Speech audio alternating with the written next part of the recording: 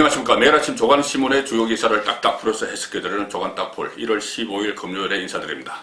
어제 박근혜 전 대통령에 대한 그 대법원의 확정 판결이 있었죠. 박근혜 전 대통령은 정치적으로는 탄핵을 당해서 대통령직에서 물러났고 사법적으로는 징역 22년, 도합 22년이 확정이 됐습니다. 그런데 어제 같은 날 미국에서는 도널드 트럼프 대통령, 아직은 대통령이죠. 탄핵안이 하원에서 가결이 됐습니다. 대선 결과에 불복을 해서 지지자들이 미국 의사당에 난입해서 폭동을 일으키는 것을 방조한, 부추긴 그런 혐의로 탄핵안이 가결이 됐습니다. 자, 이 상황에서 오늘 세계로 일면 톱부터 소개를 드리겠습니다. 결국은 대통령도 법 위에 있지 않다. 그 기사가 일면 톱이고 그 옆에 박근혜 징역 20년 확정 기사가 있습니다. 자, 대통령도 법 위에 있지 않다. 이것은 트럼프 이야기입니다. 팬덤 정치, 열성 지지층을 모아서 열성 지지층을 이끌고 독선, 독주 정책을 펴왔죠. 한반도 정책에서도 그렇습니다. 본인의 정치적 이익에 맞게 한반도 정책을 펴놓으라.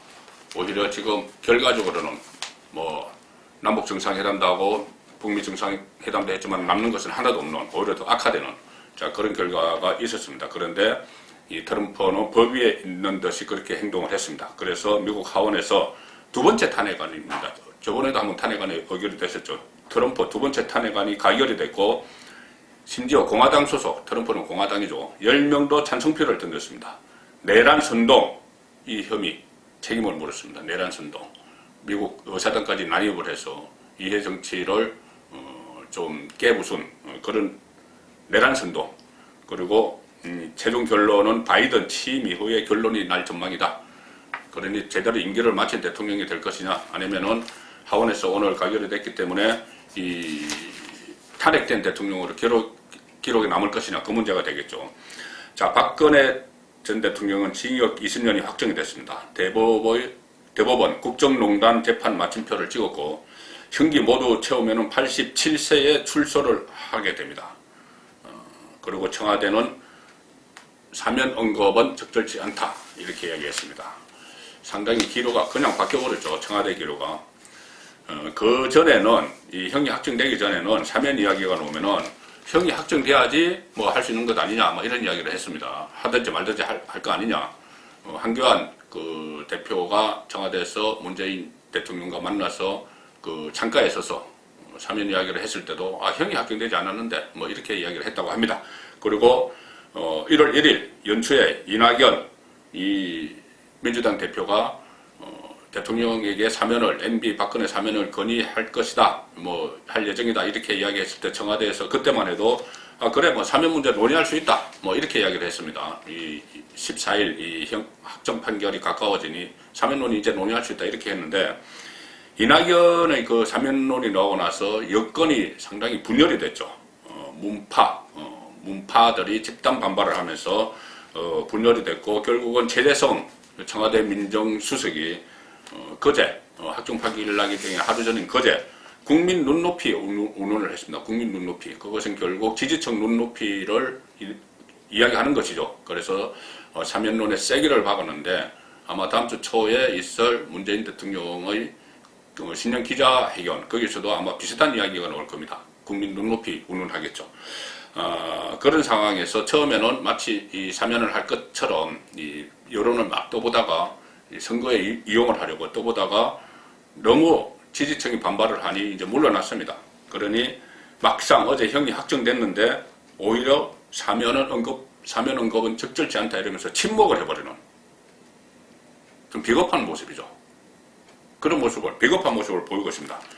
결국 이것은 일단 이번에 사면 안 하고 설 전에 사면 안 하고 원래 처음에는 설 차례상 민심 밥상머리에 올리려고 했는데 이 사면을 해놓고 그래서 4월 서울시장 선거, 부산시장 선거에 이용을 하고 그 여세를 몰아서 정권 재창출까지 가려고 했는데 이 이런 그 지지층이, 극성 지지층이 너무 반발을 하니 물러난 겁니다. 그래서 이번에는 안 하고 그래 그러면 좀 더 놔뒀다가 두 사람 다 아직 감옥에 있도록 놔뒀다가 대선 때쯤 내년 3월 대선 앞두고 또 어떤 상황 변화가 있을지 모르고 레임덕이 오고 막 그러면 그때 풀어줘야 되겠다. 이런 정치적 계산을 좀 더 해보겠다. 그런 의미입니다.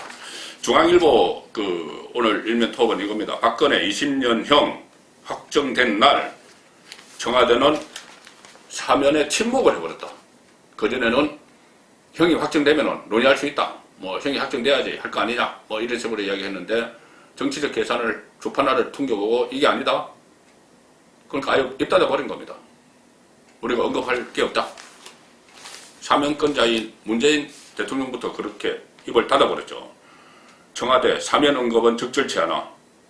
그래서 안에서 시기상조론, 사면결단론, 이 청와대 안에서 엇갈리고 있다는 건데 청와대 핵심 관계자는 대통령으로부터 사면에 대한 별다른 말을 듣지 못했다. 시기상조, 사면결단, 서로 정치적 이해의 정치적 계산을 달리하는 것이죠. 문정권 안에서 서로 정치적인 이해 계산법이 다르기 때문에 서로 달리하니 그 입장이 엇갈리는 겁니다. 그래서 문재인 대통령이 신년 회견에서 입장을 밝힐 수밖에 없는 것이 기자들이 질문을 할 거니까는. 그런데 아마 그 답변은 미리 최재성 정무수석이 국민 눈높이 운운한 것, 그 수준이겠죠. 자, 그래서 문재인 정권이 결국 지금 바라는 거는 뭐냐면 가장 문재인 정권 입장에서 가장 좋은 거는 박근혜, 이명박 두 사람이 우리 잘못했다. 잘못했으면 용서해달라. 이런 모습을 바라는 겁니다. 민주당 긴급최고위원회에서도 그런 이야기들이 나왔죠. 용서해도 사과도 안 하는데 반성도 안 하는데 무슨 사면이냐 이런 이야기가 나왔죠. 그래서 만약에 두 사람이 그런 이야기를 해주면 잘못했다 용서해달라고 해주면 사면을 구걸하는 그런 모습을 보이면 사면을 하겠죠. 그렇게 되면은 일단 극성 지지층, 열성 지지자들, 이 팬덤 정치를 하는 그 지지자들, 문파들에게 명분이 됩니다. 저 문파들이 아니 뭐 사과도 안 했는데 무슨 사면이냐 이렇게 했기 때문에 두 사람이 사과를 해주면은 명분이 되죠. 그리고 또 한편으로는 선거에도 당초에 기획했던 대로 선거에도 그대로 이용을 할 수가 있습니다. 중도층을 뭐 흡수를 할 수 있겠죠. 통합, 국민화합 이런 이야기를 하면서 그리고 또 야권을 분열시킬 수가 있겠죠. 박근혜 전 대통령이 감옥에서 나오면은 탄핵, 찬성론, 반대론 이것에 또 불붙어서 야권을 분열시키겠죠. 그러니 가장 좋은 거는 특히 박근혜 전 대통령이 사과를 해주고 용서해달라고 하면은 가장 좋은 그림이죠. 문재인 정권 입장에서. 그런데 박근혜 전 대통령은 물론이고 이명박 전 대통령도 사과할 생각은 없는 것 같습니다. 두 사람 다 정치 재판이라고 이야기를 하고 있기 때문이다.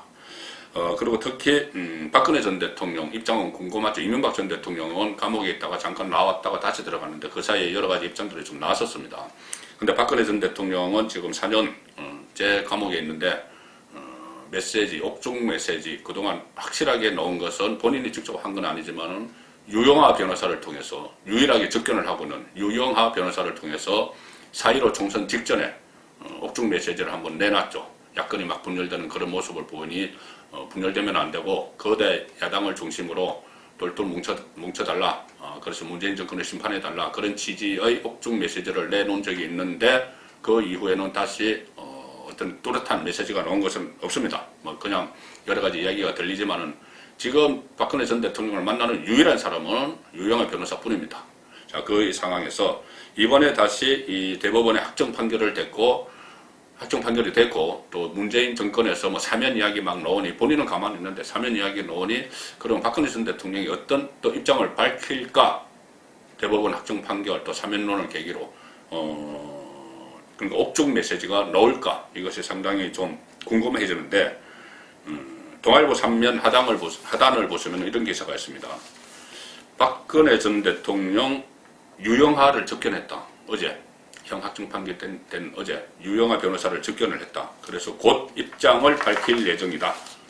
자, 이번에도 그때 총선 앞두고도 유영하 변호사가 입장을 밝혔죠. 진필을 공개했습니다. 친서 직접 글씨를 쓴 것을 공개했는데 이번에도 그런 형식을 밟을지는 모르겠지만 어쨌든 유영하 변호사가 입장을 밝힐 가능성이 높다는 겁니다.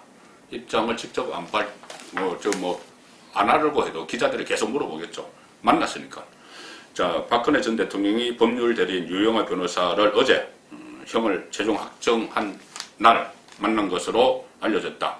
대법원의 형 확정 선고가 오전 11시 15분경에 나왔죠. 그리고 그 직후 접견이 이루어졌다. 그래서 박근혜 전 대통령이 형 확정 소식을 보고받았을 가능성이 높다. 그렇다면 거기에 대해서 어떤 반응이 있었겠죠. 자, 유 변호사를 제외하고 전현직 국회의원을 비롯한 주변 측근들의 면회 신청은 모두 받아들이지 않고 있다. 자, 그게 지금까지 박근혜 전 대통령 입장입니다. 옥중 메시지가 나올 가능성이 높습니다.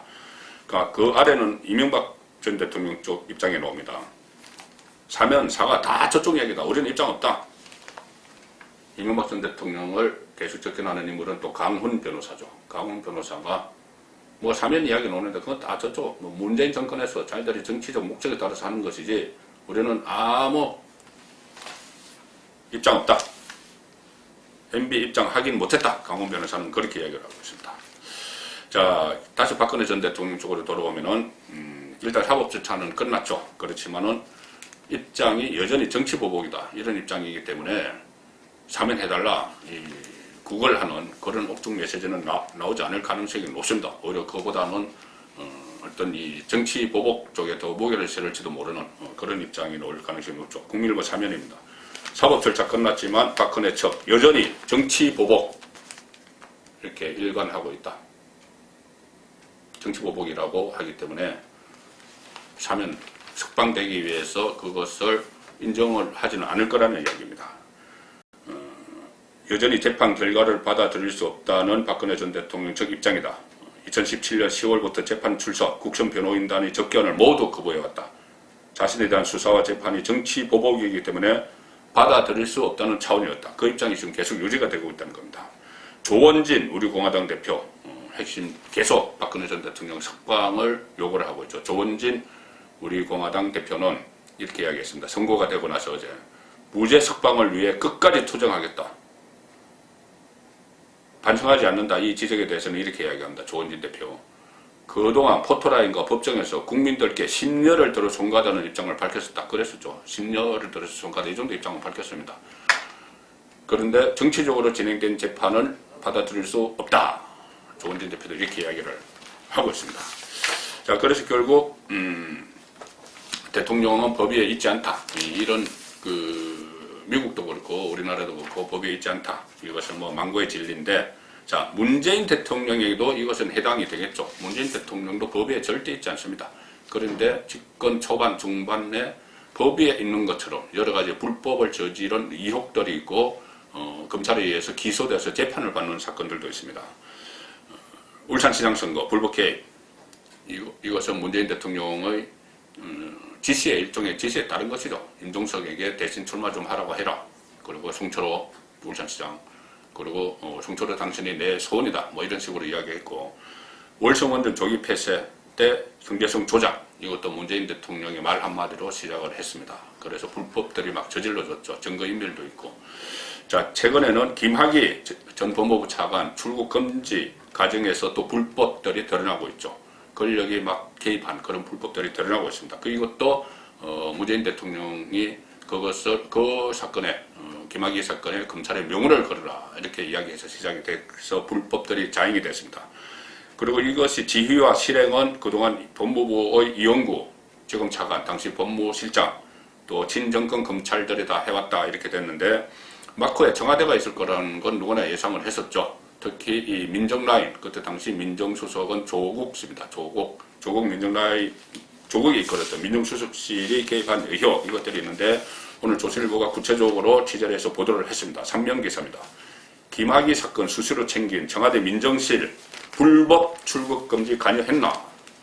일단은 관여했나? 이렇게 뽑았습니다. 그런데 윤석열 총장이 검찰 수사팀을 바꾸면서 적극 수사를 독려를 하고 있기 때문에 관여했나가 관여했다로 기사가 나올 날도 얼마 남지 않은 것 같습니다. 청와대가 백원우, 이용구, 심재철, 청와대의 백원우 그때 민정비서관, 그 다음에 이용구 법무부 법무실장, 심재철 법무부 정책기획단장, 지금 법무부 검찰국장, 이 수차례 만나서 백원우, 이용구, 심재철이 수차례 만나서 김학의 사건 수사를 논의했다. 주도적으로 한 건 청와대 백원우겠죠. 일부 언론은 출금 절차 시작도 안 됐을 때 보도했다. 그래서 벌써 정보도 다 유출을 하고, 그때 김학의 차관이 공항에 나타났을 때 언론사 카메라가 다 그 동태를 다 잡았었죠. 불법 출금 5일 전에 문재인 대통령은 검찰 조직의 명운을 걸라 이렇게 지시를 했습니다. 아주 공개적으로 지시를 했죠. 그래서 부랴부랴 가짜 사건 번호를 만들고 내사 번호를 만들어서 허위로 출국 금지 요청 서류를 작성한 이규원 검사가 있죠. 이규원 검사는 민변 출신 이강철 청와대 민정비서관, 지금 청와대 민정비서관, 그때 청와대 선임 행정관, 민정비서관실 선임 행정관, 두 사람은 사법연수원 동기이고 같은 로펌에서 근무한 사이입니다. 법조계에서는 이규원 검사를 진상조사단에 추천한 사람도 바로 이강철이다. 이런 일을 하기 위해서. 자, 이런 얘기까지 나오고, 청와대 민정수석실은 김학의 사건 재수사의 계기가 됐었죠. 법무부 검찰과거사위원회 출범, 이 초기 단계부터 깊숙이 관여를 했다. 자, 그래서 결국 청와대, 이번 일도 몸통은 청와대다. 청와대면 문재인 대통령이 주인이죠. 대통령도 법 위에 설 수는 없습니다.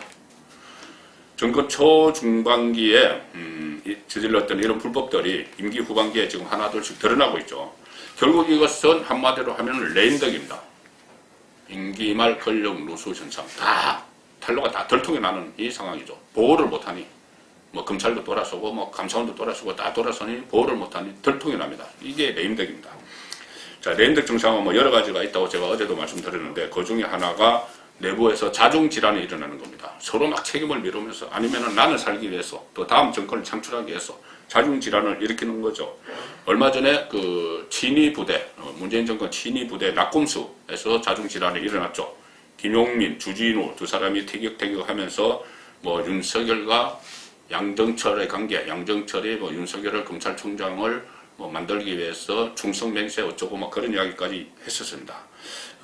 그래서 자중질환이 지금도 속속 노출되고 있는데 거기에 의해서 노출되고 있는데 이번에도 양정철 관련 자중질환을 먼저 하나 보여드리겠습니다.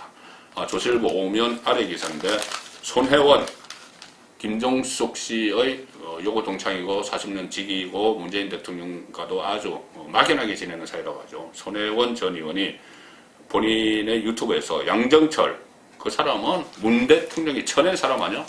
무슨 뭐 복심은 무슨 복심? 제가 얼마 전에 정권 혼설에서 한번 분석해드린 내용과 거의 뭐 비슷합니다. 초기부터 문재인의 눈밖에 났다. 그것은 김정숙 씨가 안 좋아하기 때문이다. 그리고 김정숙은 손혜원의 친구죠. 자, 손혜원 유튜브에서 공개적으로 이야기했습니다. 문 대통령은 취임한 2017년 5월에 양정철과 연을 끊었다.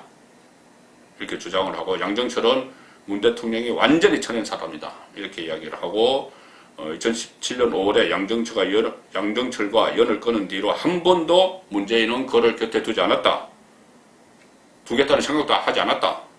그리고 양정철이 외국으로 문재인 정권 출범 후 외국으로 떠났었죠. 그때 무슨 뭐 원활한 국정 운영을 위해서 또 내가 있으면 인사청탁이 많이 들어오기 때문에 내가 비워준다 이렇게 하고 아주 멋있게 떠났는데 그것도 대통령의 부름을 받지 못했기 때문이다. 이런 이야기 했습니다. 제가 한번 소개해드린 대로 마지막에는 청와대 총무비서관까지 노렸지만 그것도 결재를 받지 못했다. 그래서 오히려 내쳐졌다. 그 이야기를 손혜원 전 의원이 똑같이 하고 있습니다. 이것도 하나의 자중질환, 램덕의 일종이죠. 그 위에 기사는 정 총리 대선 레이스 몸푸나 이낙연, 이재명의 연일 견제구 이것도 레임덕의 한 단면입니다.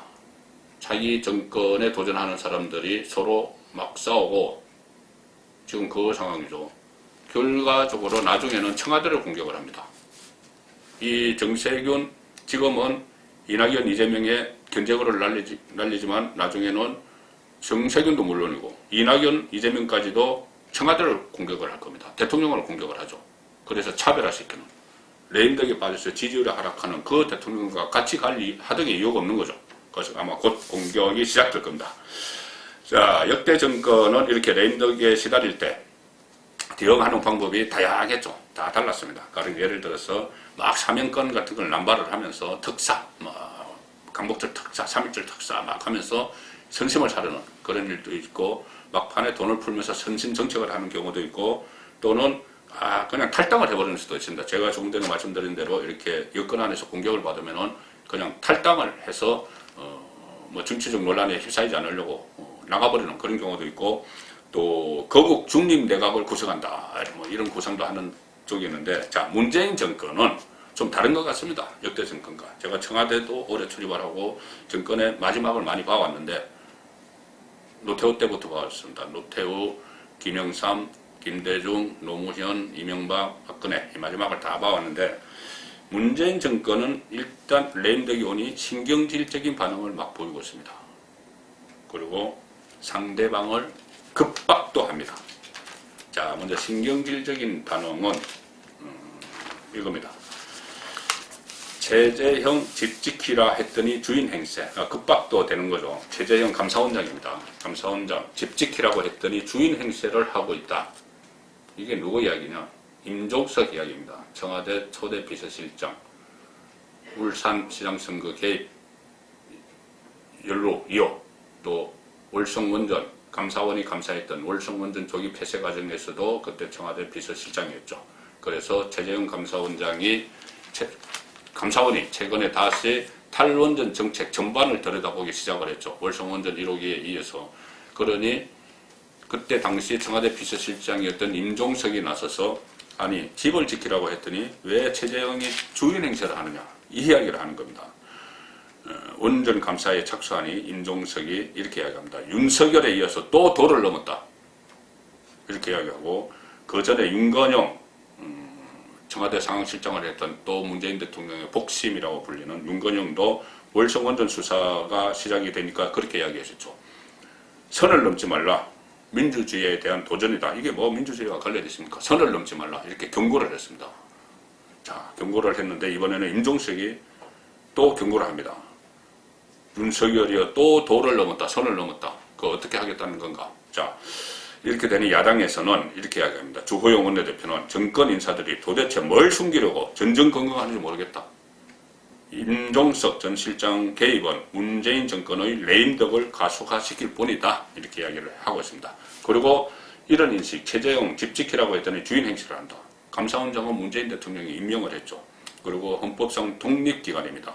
그런데 이것을 마치 집을 지키는 충견처럼 인식을 하는 왕조시대의 그런 인식에 사로잡혀 있는 것 아닌가 그런 생각이 드는데 이것도 결국은 레임덕의 한 단면이겠죠. 1월 15일 보내드리는 조간따풀이었습니다.